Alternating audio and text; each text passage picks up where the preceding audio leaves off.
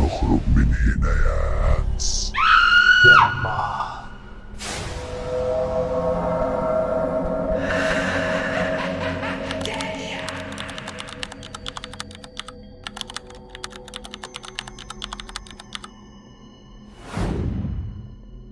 أنا اسمي أحمد، عندي 28 سنة، دكتور في الطب الشرعي. طول عمري كنت بقول إن العفاريت والجن ده كلام فاضي، وإن الحاجة الوحيدة المرعبة في الشغلانة دي هي منظر الجثث بس اللي حصل معايا خلاني أتمنى إن الموضوع ده ياريته كان وقف عند الجثث وبس. القصة دي بدأت معايا أول يوم ما اشتغلت في المشرحة.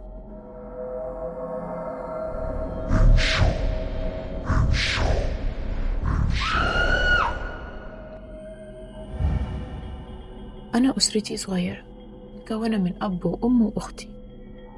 كان في بنت بحبها اسمها هند، بس هي فجأة اختفت من حياتي. المهم، أول ما اتخرجت اتعينت في مستشفى كبيرة.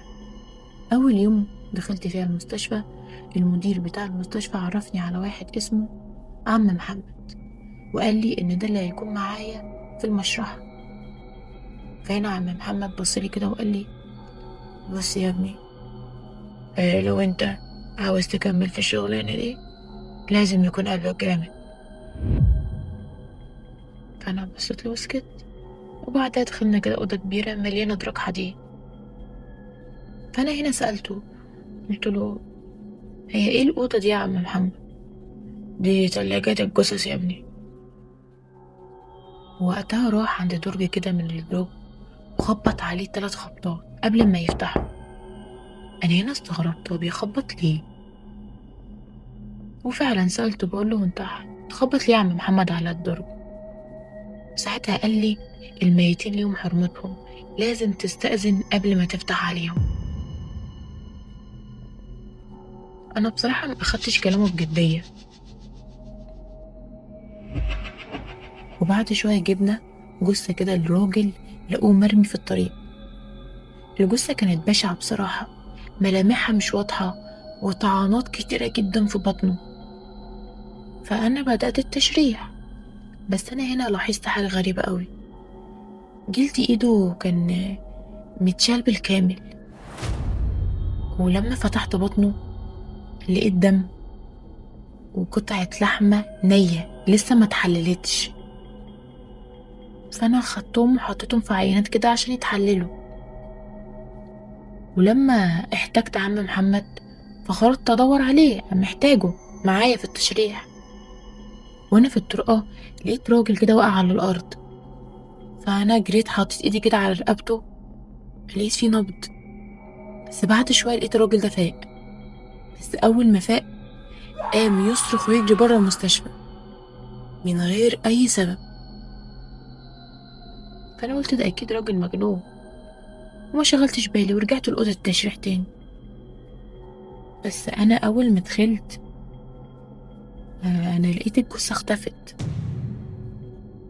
قلبت المكان عليها وفتحت كل التلاجات، مفيش أثر للجثة. فجأة شميت ريحة تعفن شديد قوي، فلفيت ورايا كده لقيت الراجل واقف ورايا. بعد كده أنا ما افتكرتش أي حاجة لأن أغمى عليا. صحيت بعدها لقيت عم محمد بيقول لي: الجثة مكانها زي ما هي. بقول له: ازاي؟ والله اختفت وكان واقف ورايا. قال لي: طب اهدى اهدى وروح البيت. وفعلا وانا راجع البيت انا دماغي كانت هتنفجر من كتر التفكير. ازاي حصل كل ده؟ هل انا كنت بيتهيألي؟ وبالليل صحيت على صوت خبط على الباب عندي، فقلت اتفضل. الباب اتفتح واللي كان داخل عليا عم محمد. بس فجأة لقيت نفسي مش في اوضتي، انا في اوضة التلاجات، والادراج قاعدة بتتفتح وجثث كتير قوي بتطلع منها من غير راس من غير عين، وشهم كله دم، بيقربوا مني ورافعين ايدهم ناحيتي. انا صرخت بكل قوتي وفجأة صحيت وطلع الحمد لله إن هو كابوس. تاني يوم عرفت إن الراجل اللي كان واقع في المستشفى كان المفروض ميت أصلا، فقررت أروح أقابله. لما فتحت الموضوع معاه قال لي حاجة غريبة قوي. قال لي إن هو في التلاجة وكان سامع كل حاجة حواليه، وسامع الجثث وهي بتتكلم مع بعضها. ولما سألته بيتكلموا عن ايه ومين اللي بتتكلم، فهنا وشه اتغير وقال لي ما ينفعش اتكلم وهم هيموتوني. وفجأة لقيت الشباك اللي كان ورا الراجل اتكسر لوحده، وبصلي وقال لي وهو مرعوب هم هنا قاعدين جنبك. وبعد اللي حصل ده بدأ يحصل معايا أحداث أغرب من الخيال. جوزها تختفي من المستشفى وتظهر فجأة على سرير أنا في البيت، وبالذات الجثة اللي اختفت ديت الدكاترة كلها ما كانوش عارفين يشرحوها، واللي كان واقف يشرحها دخل في صدمة عصبية ما كانش قادر إنه يكمل. وفي الآخر طبعا أنا اللي اضطريت إن أنا أكمل التشريح.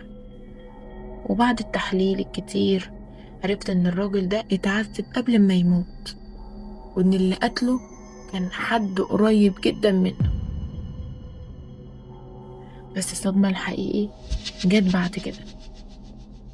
وفي يوم المستشفى انقلبت، مباحث ودكاترة والمدير وكل المستشفى انقلب، لأنهم أخيرا عرفوا هوية الجثة. روحت أشوف أهل الميت، بس أنا هنا اتجمدت مكاني، لأن اللي كانت بتعيط كانت أم صاحبي فتحي. ساعتها بس فهمت كل حاجة، إن الجثة دي كانت لجثة صاحبي فتحي،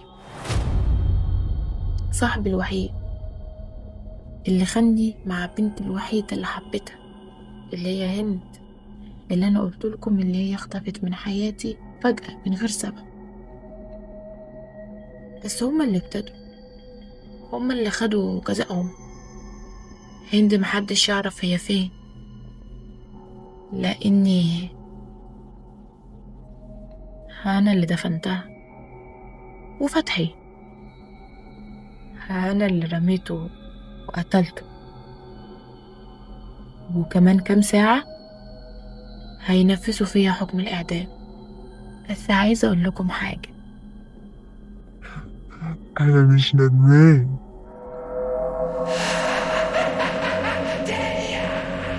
انشو. وبعد اعترافات أحمد بكل حاجة المحكمة حكمت عليه بالإعدام. وفي يوم التنفيذ كان واقف هادي جدا ولا كأنه واحد رايح يموت. والجلاد سأله عايز تقول كلمة أخيرة؟ أحمد ابتسم ساعتها ابتسامة غريبة قوي وقال أنا قلتلكم قبل كده أنا مش ندمان، مش عاوز حاجة. وبعدها الحكم اتنفذ وانتهت قصة أحمد بالنسبة للناس. لكن القصة ما انتهتش. بعدها بأسبوع عم محمد كان في المشرحة زي كل يوم، داخل أوضة التلاجات وخبط على الإضراب كالعادة، وسمع صوت خبط جاي من جوه من درج من الأضراب. هنا استغرب لأن الدرج اللي طلع منه الصوت كان فاضي. فعم محمد قرب كده ببطء، الصوت كان بيزيد، خبط خبط خبط. فتح الدرج كده بالراحة، اتجمد مكانه لأنه شاف جثة أحمد. بس الغريب إن كانت عينه مفتوحة للآخر، وفجأة لقى الجثة بتضحك له، وسمع صوت واطي جاي من وراه بيقول قلت لك يا عم محمد الميتين ليهم حرمتهم. وبعدها التلاجة اتقفلت لوحدها. ومن يومها كل دكتور جديد يشتغل في المشرحة دي يقول إن هو كان بيسمع خبطات من التلاجات، 3 خبطات بالظبط زي ما كان عم محمد بيعمل.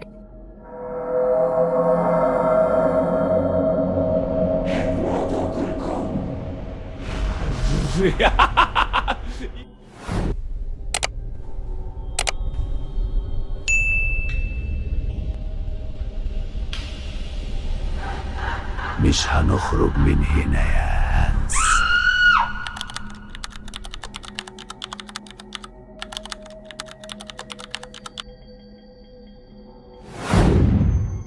في أماكن المفروض تبقى أمان، لكن الحقيقة بتستخبى فيها أكتر. القصة دي 90% منها حقيقي، بس غيرنا الأسامي، لكن القضية لسه مفتوحة لحد دلوقتي، عن شاب اسمه خالد، وده اللي حصل معاه في الدور الخامس. هنعرف المكان فين. يلا بينا نبدأ.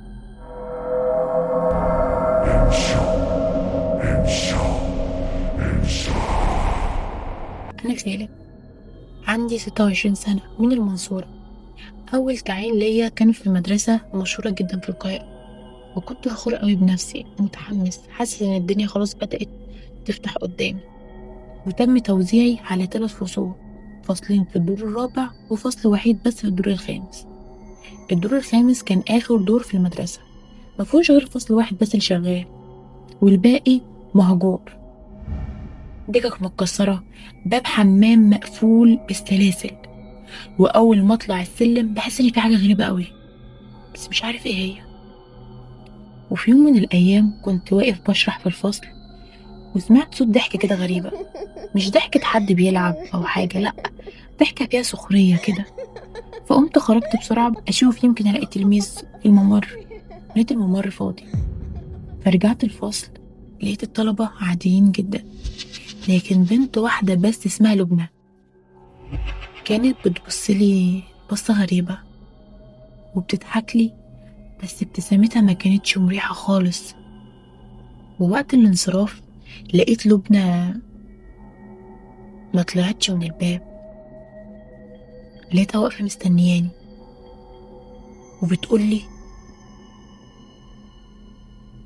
سارة كانت بتضحك علشان انت مش فاهم. مين سارة يا لبنى؟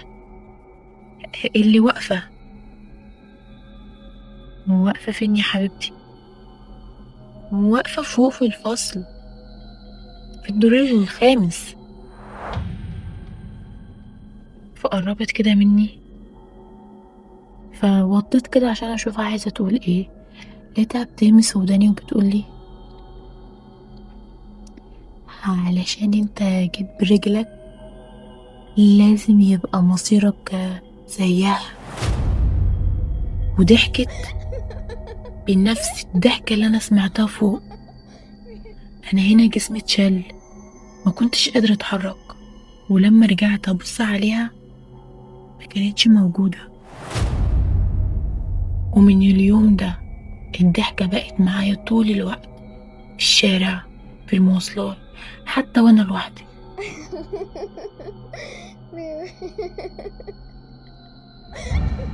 وفي ليلة المراية كانت قدامي بدأت تسود، مش انعكاس طبيعي ليا، لأ، سواد عميق.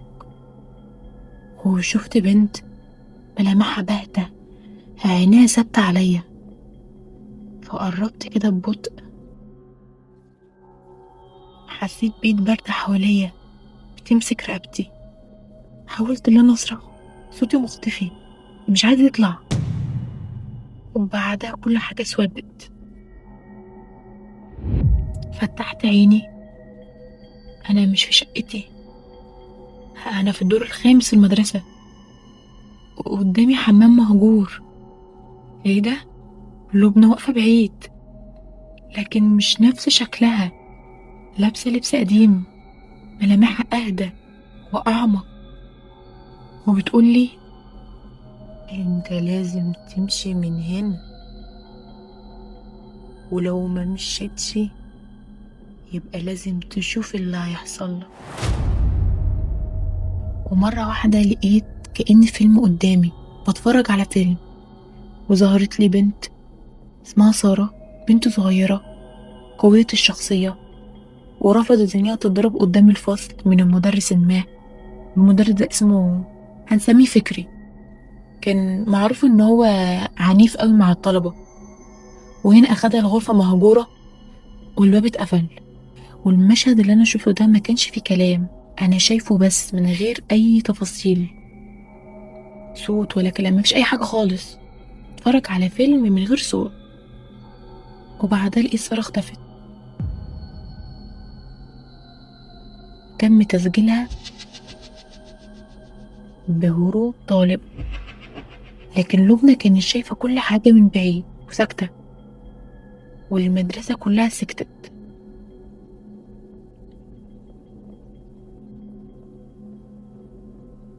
وبعد كده كل حاجة رجعت زي الأول. والمصيبة المدرس اللي أنا شفته هو اللي رشح لي للشغل، هو اللي اختارني أدرس في الفصل ده. ليه؟ معرفش، بس قررت إن أنا أواجهه وأقول له مين سارة ونشوف هيقول لي إيه. وفعلا رحت شغلي، وبعد ما خلصت رحت له وقلت له ازيك يا مستر، هو انت فاكر سارة؟ لون وشه اتغير وبدأ يعرق وقال لي دي اشاعات. مفيش حاجة. اشاعات ايه يا مستر؟ هو انت نسيت الدور الخامس؟ وساعتها بص ورايا وعينه مليانة رعب، مع ان انا كنت رايح له لوحدي. تحس ان هو كان شايف حد غيري. وبعد يومين بالظبط طلع خبر انتحار مدرس بسبب أزمة نفسية. ورجعت المنصورة بعد اللي حصل لي في المدرسة وقدمت استقالتي. بس قبل ما امشي طلعت الدور الخامس آخر مرة. الفصل كان فاضي، لكن على السبورة كان مكتوب شكرا انك سمعتني. فلفيت ببص لقيت لبنى واقفة بشكلها طبيعي وابتسامتها الهادية وبتقولي هي ارتاحت يا مستر. سابتني ومشيت.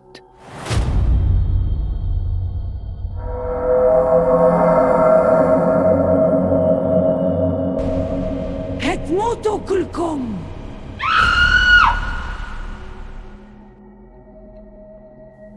في أماكن الجدران فيها بتفتكر، وفي قصص لو محدش سمعها بترجع تفرض نفسها على الواحد.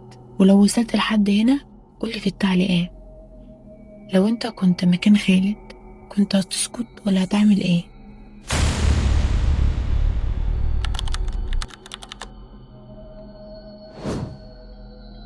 وهنا هنكون وصلنا لنهاية حلقتنا.